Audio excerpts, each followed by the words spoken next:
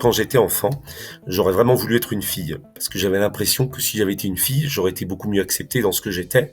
Le monde aurait été beaucoup moins violent. Et puis voilà, je trouvais qu'on pouvait parler avec les filles de sujets, enfin qu'il y avait une communication possible, alors que les garçons, avec leur jeu de compétition, leur jeu de guerre, le bruit, la violence qui pour moi il y avait toujours quand avec les autres garçons de mon âge, ça me faisait peur. Et j'avais l'impression qu'il y avait un monde, enfin qu'il y avait deux mondes finalement qui étaient assez sereins. C'était le monde des adultes et le monde des filles.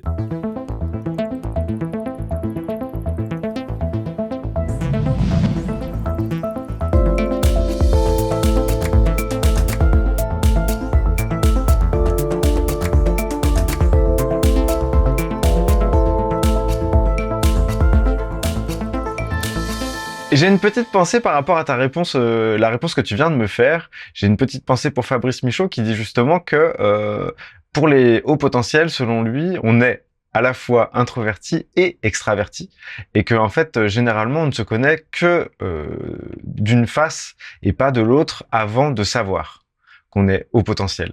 On sait quelque part un peu identifié à soit l'introversion, soit l'extraversion, et quand on découvre qu'on est au potentiel, on s'autorise une alternance entre les deux. Est-ce que pour toi, ça correspond à une réalité? Est-ce que tu te l'es autorisé beaucoup plus depuis tes 30 ans, justement? Oui, alors c'est pareil, hein, c'est avec plutôt le mot hypersensible que au potentiel. Mais tout Ouais. à fait, parce que de jeune adulte jusqu'à mes 30 ans, j'étais très plutôt dans l'introversion. Je me reconnaissais vraiment dans l'introversion. S'il y avait extraversion, c'était seul avec moi-même. Je vais dire, il n'y avait pas d'extraversion en public. C'était vraiment très dans l'introversion. Et maintenant, je me trouve plutôt ambiverti, même si s'il fallait mettre un pourcentage, il y aurait plus de pourcentage introverti, parce que comme je disais, dans la majeure partie des cas, il y a plutôt le côté calme que le côté volcanique. Mais maintenant, je me définirais plutôt comme ambiverti. Euh, que Ok. plutôt que introverti, alors qu'avant, c'était une évidence, hein, et tout le monde qui me connaît aurait dit aussi, j'étais clairement introverti. Et maintenant, je pense qu'il y a des moments extravertis, puis qui me paraissent très naturels aussi. C'est vrai qu'il y a ce côté on et off à ce niveau-là, hein. C'est-à-dire, il y a des côtés, je vais être plutôt dans l'écoute, plutôt dans quelque chose, oui, de très introverti, à vivre les choses plutôt de l'intérieur. Mais il y a des moments où le bouton, et c'est comme s'il va être enclenché, puis là, je vais vivre les choses de manière euh, très, j'allais dire communicative après, je sais pas, mais en tout cas, des trucs qui se partagent comme ça dans l'expression spontanée et possiblement, oui, volcanique Bah merci de- justement de voilà. partager avec nous ce côté volcanique aujourd'hui.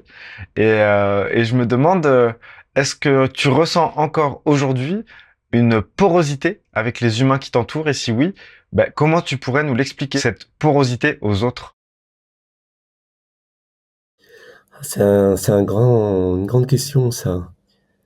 C'est-à-dire depuis que je suis plus à l'aise avec, enfin, depuis que je pourrais me dire même plus que plus, je pourrais dire depuis que je suis à l'aise. Après, c'est toujours un chemin hein, qui n'est jamais terminé, en tout cas qui continue de se poursuivre.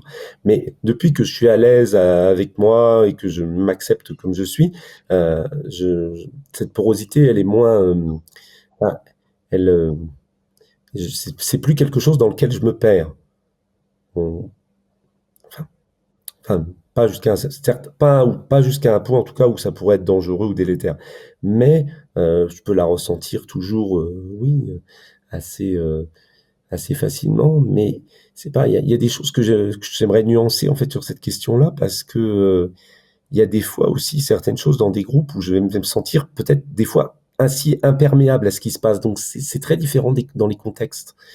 Il y a des fois où je pense que la porosité est encore un peu trop grande, c'est-à-dire qu'il y a des personnes qui peuvent vraiment, où je vais un peu me fondre un peu avec leur ressenti, leur vécu, et l'épouser vraiment peut-être un petit peu trop.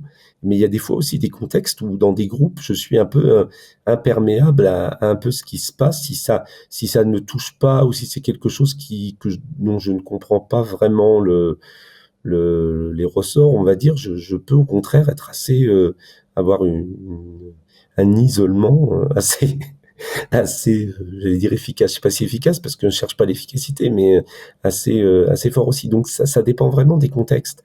Mais ouais, mais là, je pense qu'il y a quelque chose où on absorbe.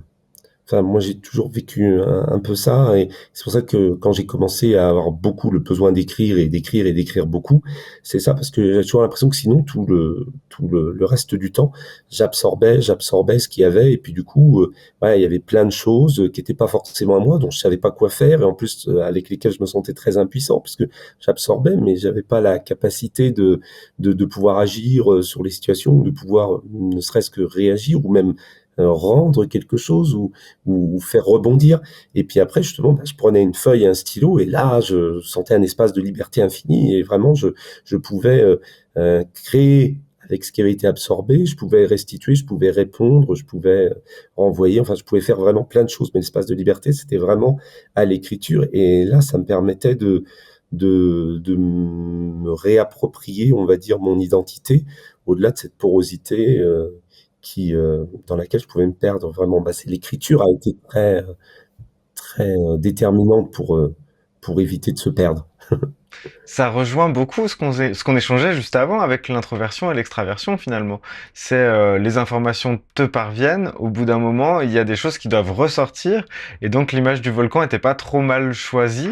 Même si j'ai l'image du laser aussi, tu sais, avec comme si ça remplissait ton réservoir et qu'il y a une partie des choses qui vont rester à l'intérieur de toi parce que c'est ok, et puis des choses qui doivent ressortir et pour être ben, je sais pas comment dire, dans un processus, pour que ce soit sain pour toi, il faut qu'il y ait des choses qui ressortent, c'est ça? Ah oui, et même, enfin, quelles sont les années exactement? Je pense que c'est un peu avant mes 30 ans, là, pour le coup. Mais non, mais quand j'ai quitté l'école, d'ailleurs. Surtout là où c'était vraiment le plus fort, parce que comme je disais tout à l'heure, j'essayais de tout maîtriser avec ma tête, donc c'était vraiment très, très, très épuisant.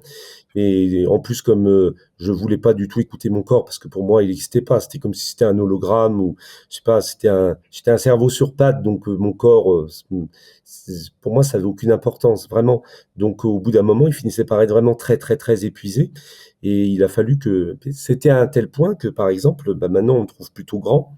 Mais jusqu'à mes 15 ans, c'est-à-dire jusqu'au moment où je suis sorti de l'école, j'avais au contraire un retard de croissance. Et puis du coup, j'ai grandi d'une vingtaine de centimètres vraiment l'année de mes 17-18 ans. Enfin, entre l'année de mes 17 et l'année de mes 18 ans, mais en quelques mois. Et jusque-là, mon corps, c'est comme si vraiment il ne poussait pas, il était très retenu comme ça. Bah, c'est comme si quelque part mon cerveau ne l'autorisait pas à vivre, hein. C'était un peu ça. Mon mental n'autorisait pas mon corps à vivre, puisque pour ma pensée, on va dire, il y avait qu'elle qui avait l'importance et qui maîtrisait le tout. Donc voilà. Et donc à ce moment-là, c'est deux choses que je mets dans la même réponse, alors que je sais pas si c'est tellement lié. Mais enfin voilà, ça s'est passé au même moment, donc je dis les deux à la fois. Quand j'ai quitté l'école, donc j'avais pas encore 16 ans, ce que j'avais besoin, mais énormément, c'était comme de ressortir tout ce qui m'encombrait, tout ce que j'avais, qui me saturait de partout, parce que c'est comme si je pouvais vraiment plus respirer, parce que tout saturait. Et là, heureusement, en plus, j'ai eu la chance de pouvoir quitter la ville. J'avais toujours vécu en ville, en banlieue, dans mes plus jeunes années, puis après en ville. Et puis à pouvoir vivre à la montagne, hein, vraiment dans un village un peu perdu, surtout hors saison. Et puis là, bah, ça a vraiment complètement changé mon rapport au corps, et puis ça a complètement changé ma tête, hein, c'est-à-dire mes pensées, tout ça. J'ai pu faire le vide. Mais il y avait vraiment, c'était très très fort, hein, le besoin de faire ressortir, c'est que j'avais besoin de trouver le vide, parce que je m'étais jamais autorisé le vide. Enfant, je voulais toujours qu'il y ait de l'activité tout le temps, je voulais jamais dormir, je voulais toujours apprendre en plus, je voulais tout le temps qu'il y ait du mouvement, tout le temps, tout le temps. Donc je m'autorisais jamais le vide, et d'un seul coup, j'avais vraiment besoin de ce vide, parce que j'avais besoin de sentir que j'existais au-delà de ma pensée, au-delà de mon intellect. Et j'avais vraiment besoin pour ça de faire le vide dans cet intellect. Même, j'ai l'impression, moi, de l'avoir débranché, hein, comme si c'était un ordinateur. Et quand je me suis retrouvé comme ça à la montagne, quand j'ai quitté l'école, pour moi, vraiment, je me suis dit non, là, ça bug dans tous les sens. Là, c'est comme un PC qui serait fou, avec toutes des fenêtres qui arrêteraient pas de s'ouvrir, des lumières qui clignoteraient partout. Faut plus chercher à comprendre, faut aller à la prise, faut débrancher. Puis après, on verra, hein. Je me suis dit, j'avais l'impression de me suicider un peu en faisant ça, parce que comme je connaissais pas d'autre vie que celle de l'intellect, je savais pas du tout où j'allais, je savais pas du tout s'il y avait quelque chose qui pouvait vivre après ça, mais débranché, et par nécessité. Hmm. Ah ouais, c'est dense là ce que tu nous partages et justement ce moment ouais, il est symboliquement très fort le fait de dire j'ai l'impression de mourir quand je débranche ma tête. Récemment, on recevait Hélène Vecchiali qui évoquait en fait la surmentalisation comme un antidépresseur naturel, une façon de fuir quelque part la dépression qui autrement prendrait possession de notre corps. Et là, à ce moment-là, peut-être que tu avais plus besoin de ce système de défense ou tu avais besoin de savoir qui tu étais sans lui. Est-ce que ça te paraît correspondre ou pas du tout? Ah oui, mais c'est-à-dire j'étais pas sûr quand même qu'il y ait quelque chose qui existe sans lui. Donc c'est pour ça que j'avais l'impression un peu comme de m'auto-détruire ou un truc comme ça.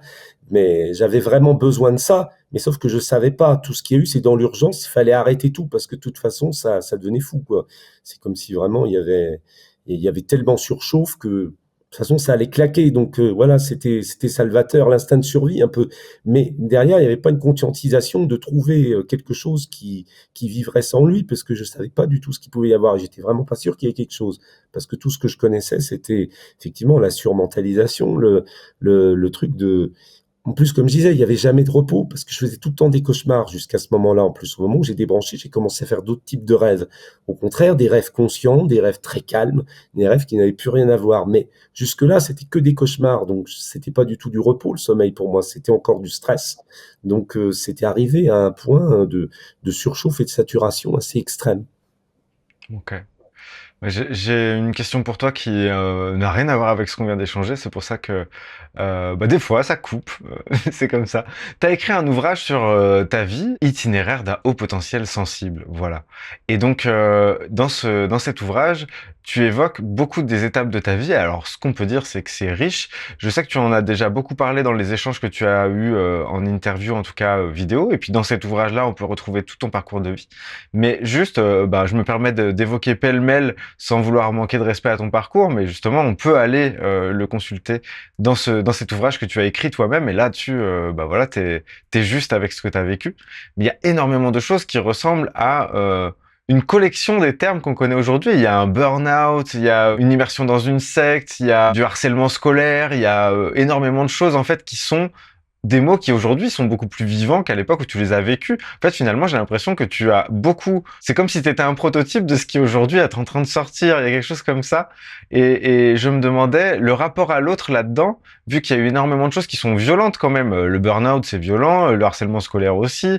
L'engagement dans une secte également. Le fait de sentir que on est seul aussi, qu'on a une étiquette qu'on comprend pas aussi. Le fait de rencontrer la première personne qui nous ressemble à 30 ans. Enfin, voilà, il y a énormément de choses qui sont violentes. Comment c'est possible pour toi aujourd'hui de ne pas voir l'autre comme une menace potentielle? C'est ça ma question. Déjà, quand tu disais ça, je me disais, c'est vrai, j'ai quand même, oui, vécu les choses un peu en avance, parce qu'au moment où on me dit que je suis surdoué, bah voilà, ce mot-là, il est quasiment nulle part. C'est un mot très rare, un truc vraiment très très spécifique. Voilà, la seule réaction qu'on avait à me dire ça, c'était de parler à mes parents du lycée Michelet à Nice, hein, qu'on appelle la fabrique des petits génies. Donc voilà, on dirait que les surdoués, voilà, les seuls surdoués qui existaient, voilà, il y en avait quelques-uns. Les seuls en France, ils étaient à Nice. Hein, donc c'était un établissement qui était beaucoup trop cher et beaucoup trop loin pour moi qui habitais en banlieue parisienne pour qu'il soit envisageable pour mes parents et pour moi. Mais voilà, c'est comme si on me disait, bah voilà, il y a un petit village de surdoués en France. Il est à Nice, donc voilà, tu peux aller avec tes semblables là, sinon ici t'es le seul et puis on fera rien de spécial pour toi parce que t'es tout seul, donc ça servirait à rien. C'était ça que disait le directeur d'école de primaire. Il était content et rassuré de pouvoir mettre un mot dessus, mais à la fois c'était de dire, bah on en a qu'un comme ça, on s'en fout. Et soit il va avec ses semblables à Nice, dans le périmètre, dans l'établissement réservé aux gens comme lui, ou alors vraiment, bah voilà, nous on sait pas quoi en faire. Donc il y avait vraiment ce côté où surdoué, c'était un mot qui n'existait quasiment pas, qui était une exception, une rareté. Et puis après, effectivement, j'ai vécu du harcèlement scolaire à l'époque où le mot n'existait pas. J'ai fait un burn-out à l'époque où, en tout cas en France, on n'entendait pas le mot non plus. Donc c'est vrai que j'ai l'impression d'avoir vécu des choses qui n'ont été identifiées et qui sont devenues des sujets vraiment que plus tard. Et pour répondre à ta question, alors l'autre comme une menace, euh, c'est un peu particulier parce que là, il y a plusieurs étapes vraiment. Parce que Greg, quand je suis enfant, l'autre enfant est une menace, pas l'adulte. Et l'autre enfant, garçon surtout, hein, parce que fille beaucoup moins. Déjà, quand je suis enfant, J'ai toujours enfin, quand j'étais enfant, j'aurais vraiment voulu être une fille parce que j'avais l'impression que si j'avais été une fille, j'aurais été beaucoup mieux accepté dans ce que j'étais. Le monde aurait été beaucoup moins violent. Et puis voilà, je trouvais qu'on pouvait parler avec les filles de sujets, enfin, qu'il y avait une communication possible, alors que les garçons, avec leur jeu de compétition, leur jeu de guerre, le bruit, la violence qui pour moi il y avait toujours quand avec les autres garçons de mon âge, ça me faisait peur. Et j'avais l'impression qu'il y avait un monde, enfin qu'il y avait deux mondes finalement qui étaient assez sereins. C'était le monde des adultes et le monde des filles. Et j'étais très frustré qu'on me refuse les deux parce qu'on me dit, bah non, t'es un enfant, donc tu vas pas dans le monde des adultes, puis non, t'es un garçon, donc tu vas pas dans le monde des filles. Sauf que pour moi, le monde des enfants-garçons, c'était l'enfer sur Terre, donc c'était assez difficile à vivre, ce périmètre, quoi. Quand on me disait, bah oui, là, c'est pour les garçons, les enfants, les garçons, c'est là. Donc on croyait me faire plaisir en disant, par exemple, je pouvais arriver chez des gens, et puis on me disait, ah bah c'est génial, il y a la table des garçons, là. Il y a la table des filles, il y a la table des garçons, il y a la table des adultes. Donc, tu vois, tu seras bien là, à la table des garçons. Et moi, je me dis, on croyait me faire plaisir. Et moi, c'était, mais non, l'horreur, surtout pas. Maman, au secours, je veux surtout pas aller là. Donc, voilà, ça donnait une situation assez marrante. Donc, l'autre, clairement, était une menace, surtout quand il était enfant aussi, et garçon. J'étais toujours assez rassuré s'il y avait un adulte qui nous regardait, parce que j'avais toujours l'impression que les enfants étaient imprévisibles en plus, puis facilement assez cruels, ou en tout cas, faisaient des choses que je comprenais pas du tout. Et le monde des adultes me semblait quand même un peu plus raisonné, un peu plus calme. Donc voilà, donc j'avais moins cette notion de menace avec l'adulte, mais avec l'enfant, clairement. Puis après, au moment du harcèlement scolaire au collège, ah, c'est encore plus terrible. C'est sûr que l'autre est tout le temps une menace. Dès que j'entends quelqu'un qui va passer ou tout ça, j'ai des réflexes, je veux dire, d'enfant battu à ce moment-là. Et puis, donc, j'ai peur tout le temps de l'autre. J'ai peur des professeurs aussi qui nous crient dessus, parce que je comprends pas comment c'est possible. Moi, on m'avait jamais crié dessus avant. D'un seul coup, on nous hurle dessus, on nous impose les mains sur la trousse, je sais pas, des trucs comme ça. Enfin, c'est c'est complètement fou, hein, l'expérience que je vis l'année là où il y a le harcèlement scolaire en sixième et début de cinquième. Vraiment des professeurs très tyranniques et des élèves très méchants entre eux, surtout entre garçons. Même aussi entre filles, hein, j'ai vraiment le harcèlement de presque l'établissement entier. Mais, euh, mais donc voilà, donc l'autre pour moi est assez une menace, mais assez bizarrement, et je m'en aperçois quand je mets mon parcours vraiment sur la table, comme dans ce livre ou dans les conférences, c'est qu'il y a quand même c'est un peu ce truc aussi qui bascule assez rapidement, c'est-à-dire quand je change d'établissement à ce moment-là, bah, j'ai toujours mes réflexes un peu d'enfant battu et je me dis toujours quand il y a quelqu'un qui passe trop près qu'on va ou me voler mes affaires ou me taper dessus. Parce que vraiment c'est quand même assez ancré en moi, mais quand même assez rapidement, je retrouve quand même une confiance dans certaines personnes et même d'autres garçons de mon âge et ça peut sembler étonnant. Enfin, quand je remets mon parcours comme ça sur la table en le déroulant, je suis toujours assez étonné quand même de comment de trucs qui semblaient des gros traumatismes, j'arrive quand même à m'en relever assez vite et puis à refaire confiance quand même à certaines personnes parmi les autres. Et puis après, juste avant la secte, au contraire, je pense que là, je suis assez naïf et qu'on va dire que je vois plus trop l'autre comme une menace. Je me méfie beaucoup moins. Et là, j'ai expérimenté justement une autre étape, enfin un autre aspect très délétère de la chose après le harcèlement scolaire adolescent, c'est la secte bien bête et méchante. Donc voilà, à ce moment-là, quand je sors de là, je me dis à nouveau que l'autre est une menace. Et là, je deviens quasiment trop méfiant. Mais vraiment, là, il y a 1 ou 2 années qui passent où je deviens vraiment très très méfiant sur l'autre et puis où je vois un peu finalement chaque interaction un peu comme une menace parce qu'il y a eu tellement de manipulation en plus où c'est toujours très difficile à comprendre pour moi mais j'ai tellement du mal à comprendre depuis jeune comme ça je me souviens ça m'avait vraiment frappé à l'adolescence tous ces gens que je côtoyais puis qui étaient des fois des adultes et des fois des autres adolescents et puis qui disaient j'ai une amie qui puis en fait, très vite, tu comprenais que c'était pas une amie qui, c'était d'eux dont il parlait, mais il parlait jamais d'eux. Il disait toujours j'ai une amie qui, ou j'ai un ami qui, je connais quelqu'un qui. Et puis je me disais toujours, mais pourquoi on prend des détours comme ça? Pourquoi on dit jamais les choses comme elles sont? Pourquoi on maquille toujours le truc, ou on prend des détours? Enfin, pour moi, c'est toujours assez incompréhensible. Donc c'est vrai qu'il y a un moment où je me dis, c'est une menace, mais même pas que physique, parce que j'ai beaucoup la menace physique à l'enfance et puis à l'adolescence. Là, c'est un peu la menace de me dire, mais les gens, en fait, ne disent jamais les choses vraiment comme elles sont, ils manipulent, ils prennent des détours, des machins, des trucs. Donc il y a tout un moment où je suis dans une espèce de méfiance très forte. Mais pour reprendre un petit peu ce que tu disais tout à l'heure sur l'extrême des fois inverse, où on a peut-être besoin de passer pour après mieux s'équilibrer.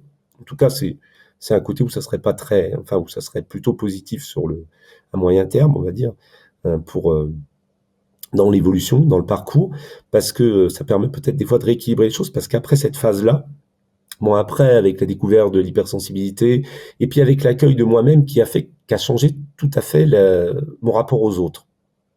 Pourquoi maintenant je vois vraiment plus l'autre comme une menace? Je dirais la réponse la plus courte que je peux faire et la plus juste, c'est de dire parce que je me vois plus moi-même comme une menace. Parce que comme on disait au début de l'entretien, au début, enfin, jusqu'à mes 30 ans, je me trouvais dangereux. Moi-même, je me considérais comme une menace. Donc effectivement, je me considérais facilement les autres comme des menaces. Et à partir du moment où je me suis plus considéré comme une menace, bah, j'ai rencontré des gens, j'ai l'impression un peu d'autres types de gens. J'ai l'impression qu'un peu il y a un cercle vicieux de mauvaises rencontres qui a basculé en un cercle vertueux de bonnes rencontres. Et là, bah, les autres n'étaient plus une menace, mais c'était assez naturel parce que mon rapport avec moi était assez harmonieux, donc il s'est installé des rapports avec les autres qui étaient plutôt harmonieux. Après, je pense que c'est un équilibre quand même à ressentir comme ça, vraiment, hein, et pour que tu aies ces ressentis, parce que c'est vrai que des fois, je peux aussi, du coup, être à nouveau dans quelque chose de être très ouvert et puis d'oublier un peu de ressentir, de réajuster, mais maintenant, je vois plus je ressens plus l'autre comme une menace dans dans la vie comme ça, que ça soit un peu dans n'importe quel cadre. J'aime bien en plus le côté, j'ai un côté où j'aime bien les personnes comment je pourrais dire ça au mieux? J'aime bien le débat. Donc j'aime bien les personnes qui peuvent être les contradicteurs, par exemple. Si, enfin des personnes qui peuvent m'amener à penser autrement, de façon qui sont a priori contraires à ce que je pense. Et j'aime beaucoup ça. J'aime beaucoup la richesse et puis j'aime beaucoup la remise en question en fait un peu permanente et l'évolution.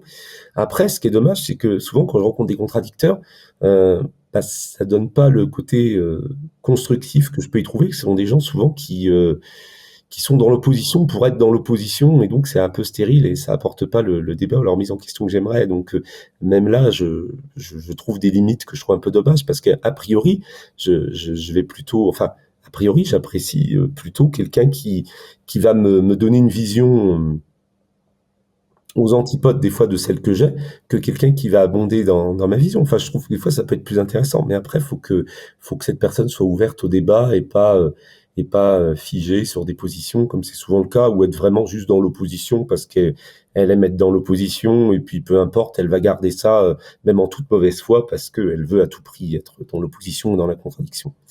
Parce que là, là, effectivement, là, je vais dire, bah, l'autre va devenir un peu une menace. Alors, je vais dire, c'est pas vraiment une menace comme c'était avant, mais c'est une menace un peu pour la, pour la santé mentale. Je vais dire, c'est que des fois, il y a des personnes, on essaye de leur, c'est-à-dire, il y a des personnes des fois qui font une espèce de critique ou d'attaque.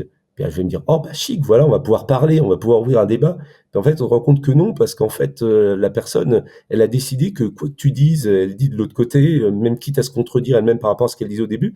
Et là, tu te dis, mince, bah non, parce que si je continue à parler avec cette personne, je vais laisser ma santé mentale et puis ça sert à rien, quoi. En plus, bah, vraiment, hein, de manière pas surprenante pour un hypersensible, émotivement en plus, hein, autant intellectuellement, j'aime plutôt bien le débat avec des choses comme ça qui peuvent être contradictoires du moment qu'elles soient constructives.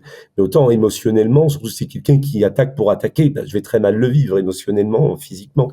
Donc là, je me dis, bah non, effectivement, on peut pas, on peut pas ouvrir sa porte, je vais dire, à tout le monde en grand, parce qu'il y a des personnes qui vont vraiment, oui, enfin, qui vont vraiment faire que, enfin, qui n'ont rien à nous apporter que des choses négatives. Donc là, effectivement, on peut voir une espèce de menace, en tout cas pour son propre équilibre. Donc oui, à contre-cœur, je vais dire, je vais être obligé de faire même fermer quelques portes.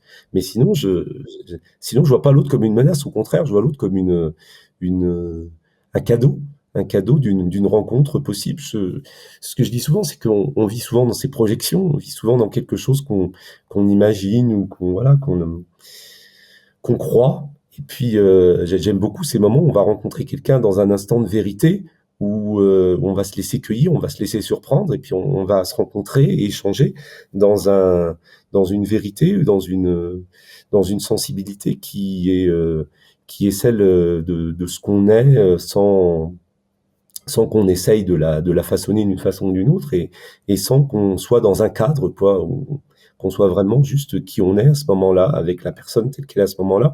Et je trouve qu'en plus la vie passe tellement vite que c'est vraiment dommage de louper toutes ces opportunités de véritables rencontres, que la vie peut mettre sur notre chemin, plutôt que de vivre dans un film, voilà, qu'on a déjà un peu, dont on a déjà un peu écrit le scénario à l'avance, et qu'on projette comme ça en disant, bah voilà, euh, je vais faire ça, et puis il va se passer ça, et puis, enfin, voilà, j'aime beaucoup ce mot-là, de se laisser cueillir. J'aime beaucoup me laisser cueillir par la vie, donc c'est plutôt l'inverse de la menace, c'est plutôt de voir des opportunités, des cadeaux, et puis si ça marche pas, ça marche pas. Enfin, je veux dire, s'il n'y a pas de connexion possible ou tout ça, bah, c'est pas grave, hein, on se formalise pas, mais on continue d'être dans cet état de réception à tous ces choses qui peuvent nous être offertes. J'ai l'impression que dans ta réponse, à un moment donné, tu citais le fait d'avoir eu deux expériences très fortes et très contradictoires. La première étant de se sentir une menace soi-même et de voir les autres comme une menace, et la deuxième, de ne plus se sentir soi-même comme une menace et donc d'en rencontrer beaucoup moins devant toi, puisque il y avait plus cette ambivalence entre toi et les autres, et ce reflet entre toi et les autres, et les peurs que tu pouvais toi-même t'inspirer, et qu'ils pouvaient donc t'inspirer eux aussi en retour.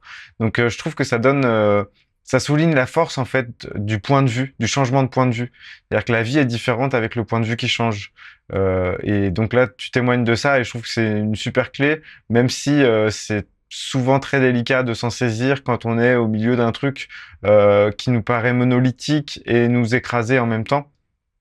On a du mal à trouver les ressources qui font qu'on peut changer de point de vue. Mais d'expérience, j'ai l'impression que ce que tu nous dis, c'est que changer de point de vue, une fois qu'on y est arrivé, par contre, on peut avoir une nouvelle vie devant soi et dans C'est vraiment soi. ce que j'ai expérimenté, oui, parce que s'il y a quand même un côté qui était assez extrême. Enfin, j'ai l'impression d'avoir vécu beaucoup de choses assez extrêmes. Après, tout ce que enfin, ce que je disais tout à l'heure, c'est à la fois en étant sorti assez facilement, avec le recul, enfin, quand on regarde en arrière, mais en tout cas, qui était vécu de façon très extrême. Et c'est vrai que j'avais l'impression à un moment d'être dans quelque chose de très fermé, quoi, d'avoir un horizon très bouché, et d'avoir vraiment des limites très proches, quoi, hein. Et le changement du rapport avec soi, c'est vrai que ça peut être très difficile des fois dans certaines situations. En plus, il y a tellement de situations différentes et tout ça, c'est pas évident de pouvoir toucher cette clé. Mais je pense quand même que souvent elle peut paraître très très loin de notre radar, de notre champ de vision, mais elle est pas forcément si loin que ça. Et elle peut être, de manière surprenante, heu, beaucoup plus proche que ce qu'on croit, hein. Il y a des enfin, moi, je me trouvais dans des situations assez désespérées à certains moments, et puis, il y a eu un espèce de enfin, il y a une issue qui s'est dessinée de manière totalement improbable, et puis qui a assez révolutionné la conjoncture. Mais le changement du rapport avec soi, ça, c'est quelque chose que j'aime beaucoup transmettre, parce que je suis toujours très, très étonné par tout ce que ça peut changer. C'est-à-dire que tant que j'avais pas confiance en moi, qu'il y avait cette espèce de peur, qu'il y avait ce rapport chaotique en tout cas avec moi-même, et ce côté de manque total de confiance, bah, j'inspirais la méfiance un peu chez les gens, ou alors ils m'ignoraient. Mais enfin, il n'y avait pas du tout de contact possible. Donc, et souvent, quand on est dans une situation très bloquée comme ça, on donne beaucoup d'importance au regard des autres sur soi. On dit: «Ah bah non, tu vois bien, personne fait attention à moi, tout le monde s'en fout de moi», et tout ça. Et puis, on prend ça comme une réalité, qui veut pas changer, et qui nous conditionne un peu ce qu'on est. Alors qu'en fait, ce que j'ai vraiment expérimenté, c'est que c'est pas du tout. C'est le, on peut pas changer de l'extérieur véritablement comment les gens nous voient, mais par contre, en changeant son propre regard sur soi-même, ben, c'est un peu comme une baguette magique comme qui fait que les gens nous perçoivent différents. Et j'ai vu des personnes qui avaient été très méprisantes ou condescendantes comme ça avec moi, et je les retrouve quelques temps plus tard, après ce fameuse bascule des 30 ans, et puis elles me reconnaissent pas, et puis elles sont totalement différentes avec moi.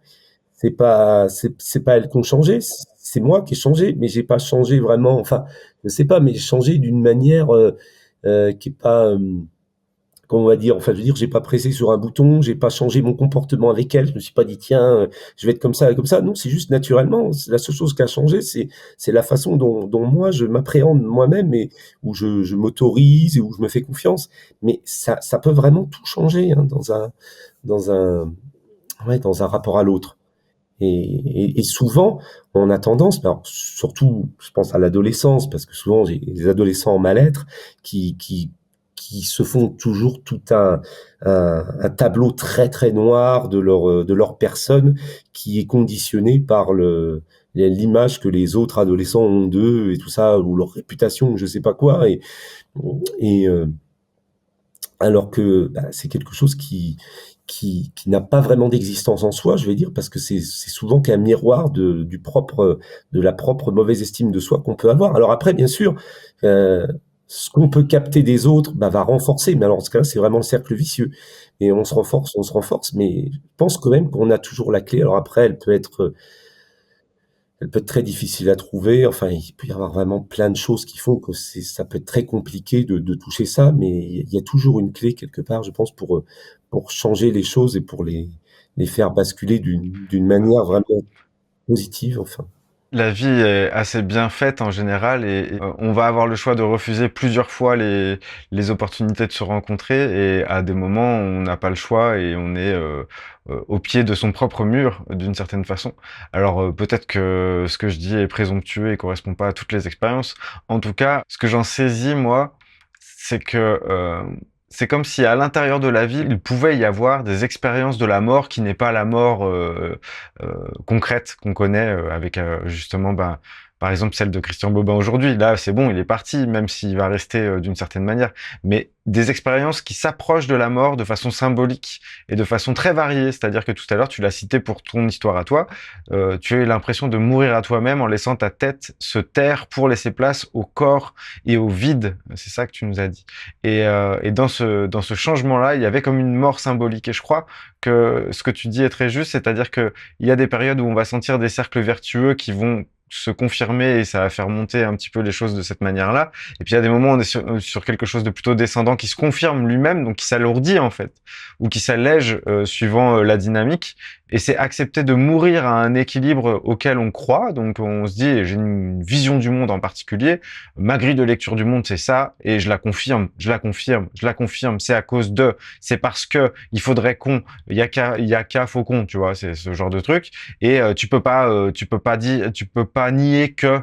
C'est des phrases comme ça qui font qu'on durcit notre vision du monde jusqu'au moment où on va ne plus avoir assez d'énergie pour nourrir cette vision-là, parce qu'elle nous a tués symboliquement. Et après, il va y avoir une renaissance. Après, il va y avoir une redécouverte de soi et de ses capacités à découvrir la vie autrement. Simplement en jetant un regard différent sur nous, on va, comme tu l'as exprimé pour ta part, changer le rapport au monde et des autres sur soi.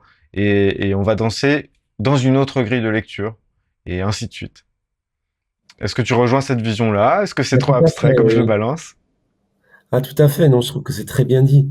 Et c'est vrai que le côté, bah, je pense qu'il y a beaucoup de gens qui sont, j'ai parlé des projections tout à l'heure, mais il y a beaucoup de gens qui sont dans qui prévoient, qui s'imaginent toujours la vie comme ça. Enfin, moi, c'est quelque chose dans lequel je me suis beaucoup détaché parce que déjà, j'ai expérimenté que la vie était très surprenante, puis j'ai expérimenté aussi que la vie était plus riche et plus belle quand on se laissait cueillir et surprendre. Donc, je fais vraiment très peu. Après, on va me dire, oui, j'organise des événements, donc quand même, tu es quand même dans une certaine prévision.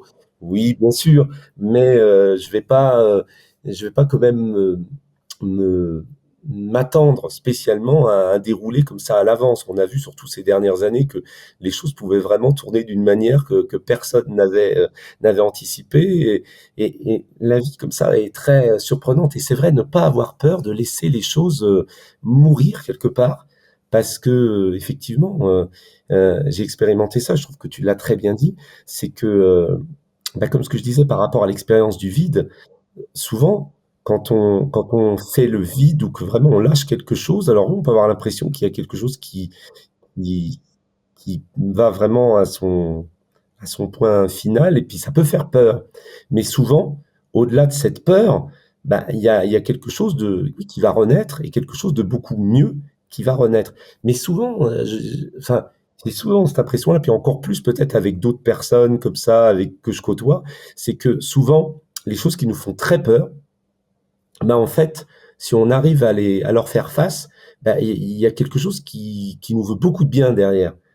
Mais ça fait peur parce que, je sais pas, en plus, il y a peut-être des histoires de légitimité ou des histoires, enfin, il y a des personnes qui manquent aussi de confiance, donc qui sont peut-être pas prêtes à accueillir certaines choses qui sont bonnes pour elles, mais vraiment, derrière des fois des choses qui nous semblent insurmontables, où il y a une grande peur, si on arrive à y aller comme ça, on peut, ben, comme dans mon cas, effectivement, quand je débranche ma tête, on peut avoir l'impression de quelque chose, d'une fin, donc d'un vide qui fait peur.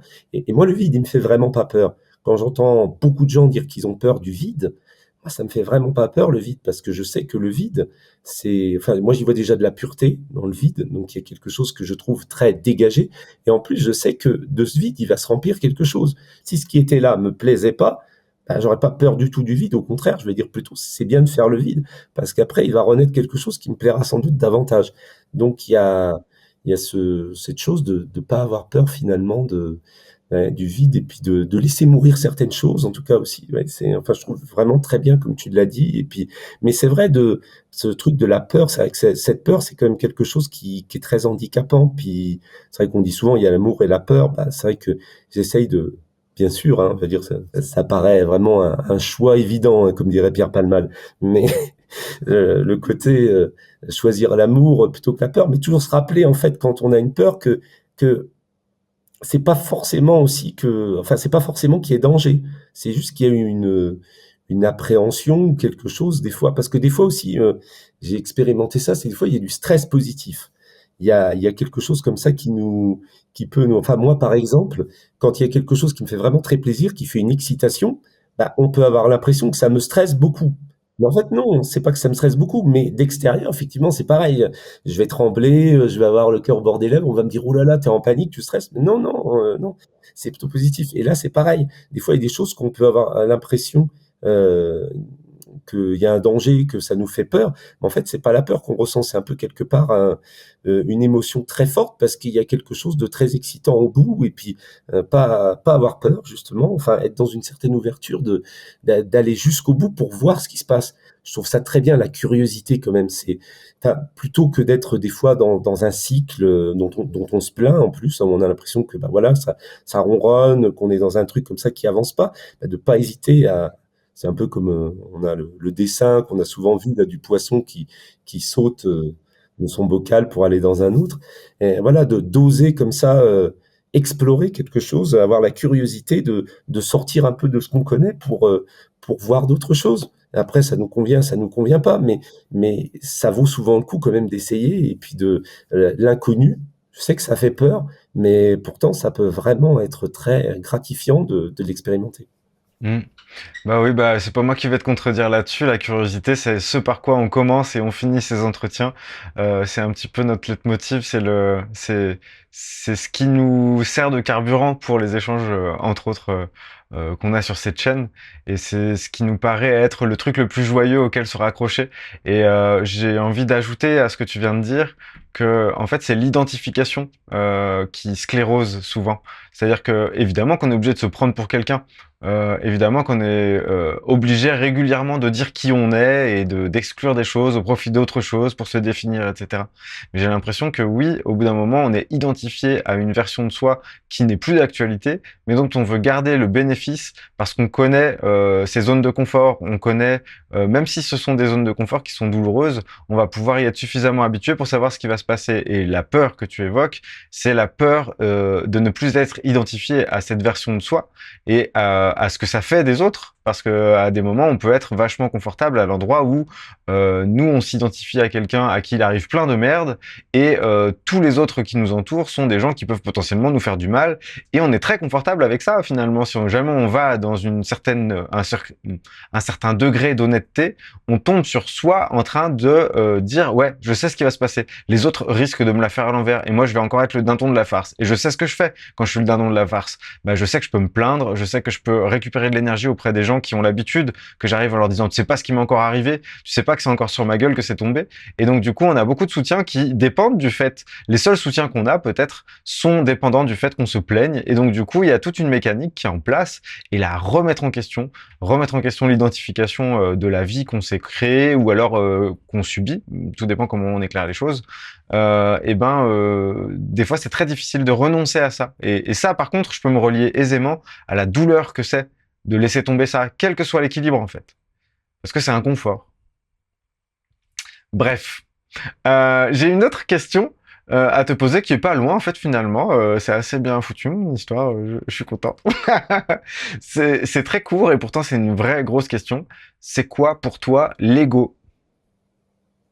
Oh là, c'est un mot un peu bizarre pour moi enfin enfin, c'est-à-dire que j'ai suivi à un moment des maîtres indiens notamment, et puis des gens comme ça dans une certaine spiritualité mix orientale, New Age et tout ça. Puis j'ai souvent entendu des choses reliées à ce mot d'ego que j'ai trouvé assez rapidement très très ridicule, j'allais dire, hein, mais en tout cas ouais, très manipulatoire finalement. Parce que ces personnes, par exemple, qui se permettent des choses assez irrespectueuses, puis qu'après qui disent ah ben ah bah t'es vexé, ah bah c'est ton ego, et puis en fait je l'ai fait exprès pour t'aider à te dégager de ton ego. Donc oui peut-être, mais enfin bon oui après effectivement. Enfin, j'ai beaucoup aimé quand tu as dit avant comme ça qu'on se prenait pour quelqu'un. C'est vrai que c'est quelque chose. J'aime beaucoup que tu aies dit ça parce que c'est vrai que souvent il y a des personnes comme ça qui commencent à parler de leur vie ou qui commencent comme ça dans des dans des interviews à dire je sais pas exactement la phrase que je voulais que je voulais dire, mais en tout cas, des gens qui font comme s'il y avait une espèce de légende à raconter quelque part sur eux, comme si voilà, ils s'identifiaient à un personnage, je vais dire. Alors après, voilà, tu me parles d'ego, je parle de personnage, nuancer tout ça et identifier tout ça, ça va peut-être être un peu compliqué. Mais je trouve ça un peu dommage, effectivement, de se considérer non pas comme un être avec une part avec une part qui échappe à notre intellect, hein, notre raisonnement. Je trouve ça dommage de vouloir enfin après, hein, je trouve que c'est bien de se connaître hein, et d'être dans la voie de la connaissance de soi, mais quand même laisser une porte sur quelque part enfin, la dimension de notre être qui me semble en tout cas plus quasiment, je sais pas si c'est infini, hein, mais quasiment, en tout cas qui échappe à ce qu'on peut se représenter. Et c'est vrai que quand on s'identifie comme un personnage, je trouve que souvent ça devient un peu compliqué parce que alors là on va on va vraiment se mettre dans un certain schéma, on va ouais. Enfin bon, pour me rendre vraiment à ta question, donc l'ego, ça ouvre vraiment. C'est un mot que j'aime pas trop parce que j'ai l'impression qu'il est beaucoup utilisé, donc pour un peu finalement rabaisser en disant bah oui, mais en fait tu me dis ça, mais c'est ton ego qui parle. Donc, je sais pas, mais après, je sais pas, il y a l'ego au sens philosophique, il y a l'ego aussi au sens d'avoir la grosse tête ou d'être très autocentré. Donc, ça évoque pour moi beaucoup de choses. Et je sais pas du coup ce qui ressort de manière le plus évidente sur ce mot. Moi, j'ai Bah, l'impression que t'es tout à fait en droit justement de me dire, il y a tellement de définitions qui sont vraies et différentes que du coup, c'est quoi pour toi l'ego? N'accepte pas de réponse précise. C'est tout à fait recevable comme réponse hein, pour moi. oui, mais à la fois, je trouve Je ça te vraiment dis pas, très, je te mets pas, tu vois, au défi de oui, me oui. trouver une réponse qui me satisfasse parce qu'à la fin, je te mettrai des bons points ou pas. Hein, ok. Non, mais je trouve ça tellement intéressant comme sujet. Enfin, je trouve tellement qu'il y aurait beaucoup de choses à dire, mais voilà, sur enfin, avec plusieurs éclairages différents sur le mot. Après, c'est vrai que je trouve qu'il y a beaucoup enfin, il y a des guerres d'ego comme ça qui me désespèrent assez dans les milieux. Bon, j'ai l'impression que c'est un peu plus marqué en France, hein, pour connaître un peu d'autres pays de l'intérieur. Il y a facilement oui, enfin, je côtoie beaucoup en plus dans les milieux, hein, que ça soit dans les salons du livre, enfin différents événements, les médias, les trucs comme ça. On voit beaucoup de gens effectivement qui semblent s'être totalement perdus dans son ego, hein, en tout cas dans la définition négative de l'ego, hein, celle vraiment d'avoir d'avoir vraiment une considération de soi, enfin d'avoir un pouvoir quelque part, parce que j'ai l'impression que ces gens, enfin quand je dis vraiment qu'ils sont très forts dans l'ego et dans une guerre d'ego, c'est des gens qui veulent le pouvoir et qui veulent être l'autorité et qui cherchent un peu à être supérieurs, et c'est vrai que je veux pas donner de chiffres un peu comme ça, mais c'est vrai que enfin pour avoir fréquenté beaucoup ces dernières années des personnes médiatiques ou assez connues, c'est vrai qu'on a assez l'impression que finalement c'est très tranché entre les personnes qui sont très humbles et les personnes qui au contraire sont très égotiques. Et enfin, on, on repère assez facilement, en tout cas dans ce qui m'était donné à voir, deux catégories de personnes dans les personnes célèbres, et très très tranchées, très à l'opposé, hein. Il y a ceux qui sont au contraire très abordables et qui sont tels quels, quoi, très nature, et pas du tout dans un personnage, dans une espèce de jeu comme ça, où il serait quelqu'un de connu, qui serait au-delà d'un être humain, je vais dire, Bah, standard. c'est le moment où si on était dans une émission qui cherche vraiment, tu vois, le buzz, je te demanderais de dire des noms. Mais on va s'abstenir de ça. Je vois très bien ce que tu veux dire, mais c'est vrai que une des questions. Alors, je fais une petite parenthèse, tu me permets? Oui, oui. Du coup, cette petite parenthèse, c'est juste pour dire que justement, j'ai reçu Saverio Tomasella, que tu connais très bien, et on a fait deux entretiens sur l'hypersensibilité, un premier un peu général et un deuxième sur le rapport des hypersensibles à l'ego. Et donc, justement, on est allé dans, je l'espère, une certaine subtilité puisqu'on en y a dédié un entretien entier. Donc, je pense que je le mettrai en lien à la fin de cette vidéo-là ou dans la description pour qu'on puisse s'y référer si jamais on a envie de creuser ce sujet-là. Et puis, deuxième chose, j'avais posé cette question-là, en fait, à Saverio, mais j'ai envie de te la poser également. Euh, Est-ce que pour vouloir du pouvoir de façon collective, avoir du pouvoir sur d'autres personnes, est-ce que pour toi, il faut faire taire sa sensibilité pour arriver à mettre ça en place?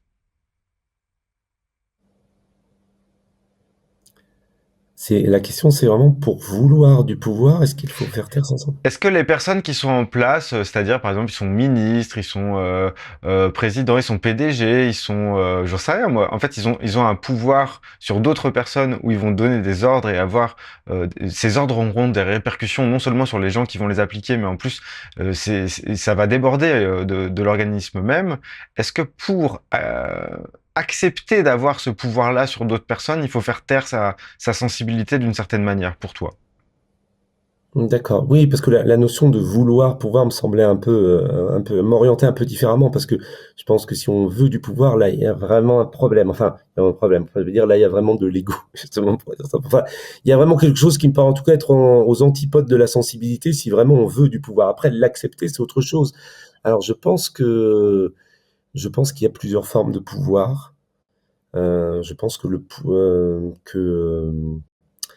comment je vais dire ça au mieux par rapport à ta question?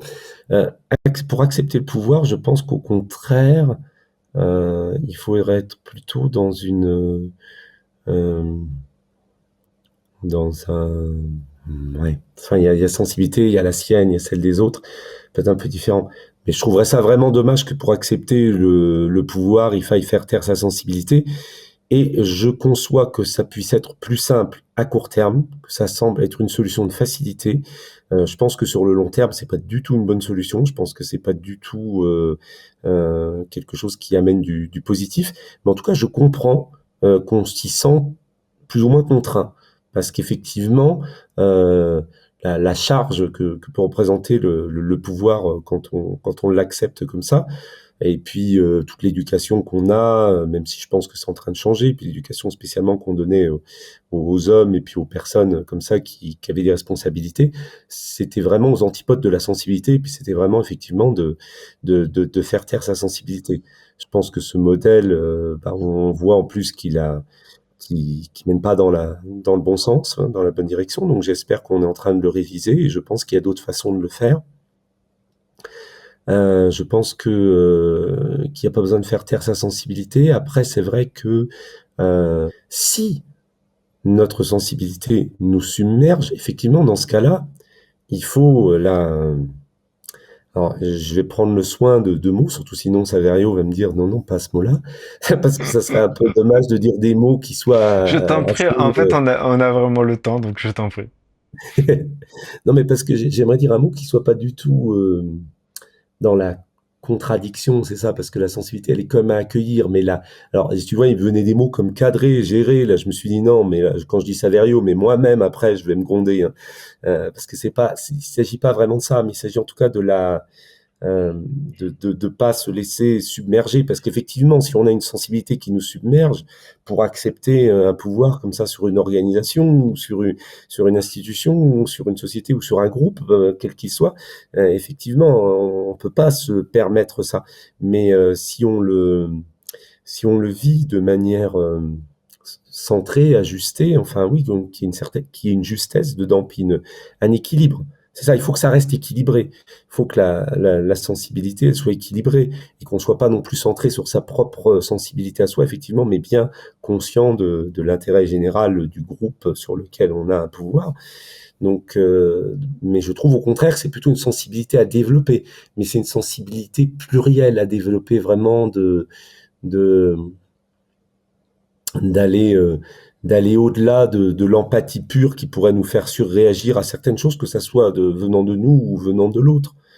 C'est-à-dire effectivement la caricature qu'on pourrait dire de la personne qui aurait une grande sensibilité, comme ça une grande empathie à l'autre, serait une personne qui, enfin, je vais prendre un truc assez simple comme ça, enfin, personne qui aurait un pouvoir, un poste de direction de pouvoir comme ça sur un groupe, et puis qui, à chaque personne qu'elle recevrait, bah, serait tellement touchée par la personne qu'elle prendrait des décisions par rapport à ce qu'elle vient de ressentir de la personne, alors qu'elle elle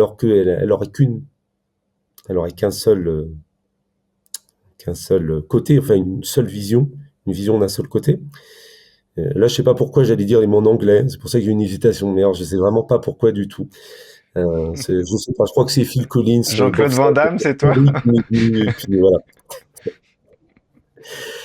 Et donc qui, bah, à chaque fois avec la personne qui recevrait, épouserait vraiment son point de vue et sa sensibilité et oublierait d'avoir quelque chose de plus circulaire comme ça. Donc je pense qu'il faut vraiment une sensibilité, mais équilibrée. Donc une sensibilité, oui, accueillie, pas faire taire, parce qu'en plus, moi, ce que j'ai vraiment expérimenté, puisqu'on peut voir assez facilement, c'est quand on fait taire quelque chose, quand on réprime quelque chose, on ne fait que le renforcer. On ne fait que construire un barrage qui, au bout d'un moment, finira par éclater. Donc c'est vraiment pas une bonne solution à long terme, même si sur le coup, ça peut paraître simplifier la vie. Parce qu'effectivement, même se couper de ses émotions dans certaines situations, ça paraît être la solution qui facilite la vie, hein, qui rend les choses plus simples, plus simple à faire, mais sur le long terme, on se condamne à avoir à avoir un espèce de retour de boomerang qui sera très fort et puis qui peut arriver en plus au moment où on s'y attendra le moins et au moment où ça sera peut-être encore plus, plus délétère pour nous. Plus impactant, ouais. Et du coup, je fais une distinction que je fais régulièrement sur cette chaîne, mais je sais que cette distinction, elle m'a été transmise dans ma formation en maïeusthésie et que je la trouve précieuse. C'est la distinction entre empathie et sympathie. Et bien souvent, les personnes qui se disent empathiques, en réalité, sont sympathiques et justement se font envahir et résonnent très fort avec la même émotion que la personne en face d'elle. Et ce qui fait que l'empathie, c'est plutôt d'arriver à rester centré à l'intérieur de soi et de pouvoir rejoindre la personne avec la main sur son épaule à l'endroit où elle ressent quelque chose de fort pour elle et en étant touchée par l'émotion que ressent l'autre, mais en étant distincte de cette émotion pour pouvoir justement ouvrir et accueillir à un endroit où on n'est pas en train de pleurer sur son épaule en même temps qu'elle elle fait la même chose sur la nôtre. C'est ce que je fais en accompagnement donc et justement il y a un truc comme ça, c'est de dire euh, dans l'activité professionnelle qui est la mienne, on m'a souvent parlé du fait et comment tu te protèges? Comment tu te blindes en fait? Eh ben, je ne me blinde pas, je ne me protège pas. Je fais confiance au fait justement d'être en empathie avec les gens, à l'endroit où je ne suis pas confondu avec les émotions qu'ils vivent et les situations dans lesquelles ils sont bien souvent en difficulté. Et de cette manière-là, j'ai l'impression que je peux rester ouvert au maximum et donc ne pas avoir à me protéger en particulier puisque je suis chez moi. Et ça fait partie des choses qui sont un peu transgressives dans la manière d'accompagner. Je suis pas le seul à proposer ça du tout. Par contre, ma manière de le faire, du coup, est très personnelle. Et le fait que je m'autorise ça, c'est une grande fierté et c'est aussi une grande joie de pouvoir se l'autoriser sans se poser la question parce que je sens que c'est juste. Je pose ça là. De manière à ce que cette distinction entre empathie et sympathie, j'ai l'impression que si jamais c'était plus clair pour les gens qui se disent empathiques, alors s'ils accédaient au fait qu'ils sont en fait en réalité plutôt dans la sympathie, généralement quand ils évoquent ça comme une difficulté, l'empathie telle que je la décris actuellement là tout de suite, c'est pas une difficulté, c'est un grand bonheur. Et la sympathie, ça peut être une difficulté parce qu'on a l'impression d'être envahi par l'émotion de l'autre.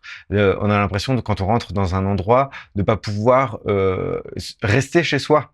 Ça nous envahit, ça nous impacte, ça s'infiltre. Et là, ça nous altère en fait d'une certaine manière. Et là, on se retrouve non pas touché, mais impacté. Voilà.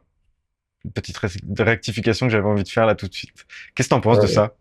Ah, j'adore, hein, j'adore vraiment tout ce que tu viens de dire. Il y a plein de trucs que j'ai particulièrement aimé. Effectivement, le centrage, je pense que c'est vraiment ce qui est important, c'est ce qui donne la base pour pouvoir véritablement justement aller vers l'autre et le, oui, enfin, que ça soit, enfin, je vais parler d'amour parce que je parle facilement d'amour, mais aussi pour aimer l'autre quand on s'aime soi et qu'on a cette espèce, finalement, c'est, enfin, il y a beaucoup de choses qui se bousculent dans ma tête parce qu'il y a beaucoup de choses que tu as dit que j'aurais aimé répéter, mais je me dis ça sert sans doute à rien. Tu les as dit, puis très bien, ça sert à rien de les répéter, même pour les mettre en exergue.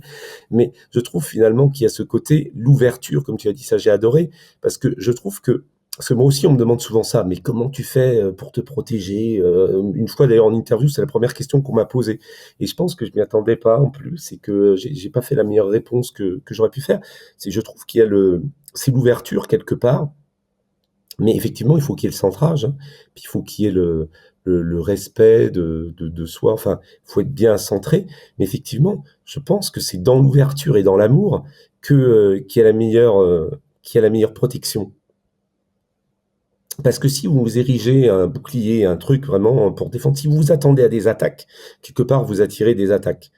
C'est un peu comme c'est un peu comme si on se prépare à la guerre, ben on va avoir la guerre, quoi. Donc les gens qui disent faut se mettre une muraille, une armure et tout ça, ben pour moi non. Effectivement, après ils vont dire bah oui, le monde est dur, on prend des coups. Bah oui, mais vous avez mis une armure si vous attendiez à avoir des coups. Donc la vie vous donne ce à quoi vous attendiez. Et c'est pour ça que bah, j'ai beaucoup aimé ce que tu as dit sur l'ouverture, tout ça. Je pense que quand on est... moi, des fois, je dis même, bah, pour me protéger, au contraire, au lieu de mettre des trucs comme ça pour fermer certains trucs, je m'ouvre au maximum. Et c'est ça, c'est comme ça que je trouve qu'on est le mieux protégé. Ouais, bah, je te rejoins là-dessus carrément.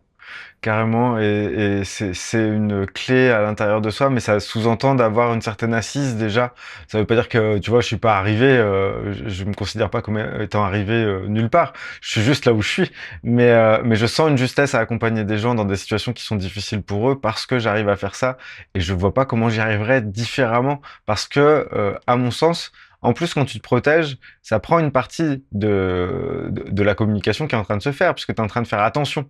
Tu es en train de ne pas dire des choses qui sont là pour toi, donc ça prend un certain pourcentage de l'ouverture que je citais plus tôt. C'est-à-dire que si je suis pas occupé à me défendre, je suis d'autant plus ouvert. Il y a vraiment ce truc-là aussi, qui fait que les choses, elles sont plus évidentes. C'est vivant. Après, c'est imparfait, mais parce que je suis qu'un petit bout de vie, voilà. Et puis c'est comme ça, c'est la vie. C'est Euh, ça, mais c'est toujours, oui, c'est toujours ce que je trouve dommage, c'est que à avoir, à penser qu'il y a à se protéger ou à se retenir de quelque chose, bah, parce que comme dans tout ce que tu veux dire ça, bah, c'est toujours des endroits où, comme je disais tout à l'heure, des moments ou des choses qui font que bah, on passe à côté de la véritable rencontre tout en ouverture avec l'autre. Et puis la confiance inspire la confiance. C'est pareil. Si on est en grande ouverture, en grande confiance à l'autre, bah, on, on l'encourage à faire de même. Et puis après, c'est un cercle vertueux aussi, un peu comme ça. Et puis si on est bien, effectivement, si on a cette bonne base avec soi qui permet tout, c'est-à-dire que même si la personne peut être malveillante, mais elle a rien, elle a pas de, hein, j'ai envie de dire, c'est comme si à la bataille navale, ben non, des coups dans l'eau, il y a pas de point où la personne pourra taper, elle peut taper, mais ça nous fera pas mal parce on est centré et on est qui on est et à l'aise avec ça. On n'a pas de, s'il n'y a pas de blessure à aller titiller ou si en tout cas il n'y a pas de résistance, c'est ça. Parce que ce que je trouve intéressant, c'est de s'ouvrir sans la résistance. Et effectivement, si on résiste à un endroit, ben on va souvent attirer une personne, oui, qui va taper là comme ça, puis qui va dire, bah, tu vois, j'avais raison de résister, hein, parce que la personne, elle tape bien là, oui, mais elle tape bien là parce qu'elle sent qu'il y a la résistance. oui, tout à fait. Ouais, ouais, c'est la poule et l'œuf en Ben, permanence. c'est ça.